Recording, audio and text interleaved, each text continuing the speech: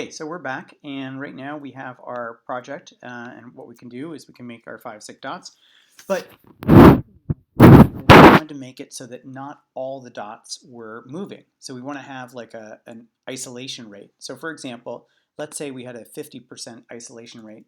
It would mean that we want only half the dots to be moving. Here's how we're going to do that. So what we're going to do is when we start as a clone, we're going to use that local variable, which is my number, and we're going to give each dot a number between 1 and 100. So we're going to, when I start as a clone, let me just stop this here.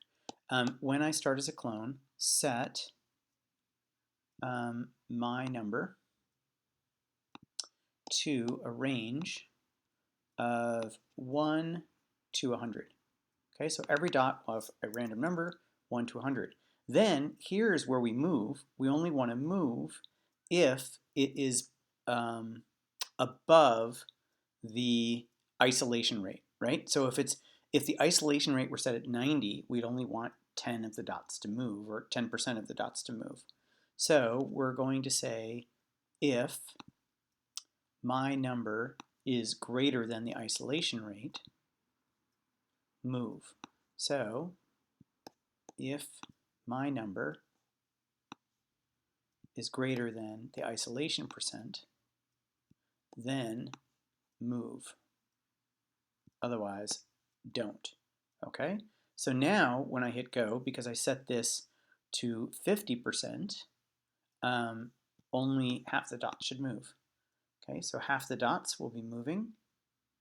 And what's really cool, and this is what I love about this model, is I can take this variable here, so isolation percent, show it, and now I'm going to click on it when I hit Control or Alt, and I'm going to change it to a slider. So now, look at this. I can make them all move or none of them move. If the isolation rate is 100%, it means no dots move. If it's 0%, it means all dots move. So, and I can dial back at any given moment what percentage of my dots are moving, right? And it's obviously a random number generator, so even if I set 99, maybe I'll get, yeah, 3 dots are moving at 99 because they, by random chance, got a number that was, they got 100 when they had their random number. So those dots have the random number 100. But anyway, so I can kind of scale it up and down, my isolation, and this will allow me to do one thing with my model. Okay, so that's pretty cool. That's the next video.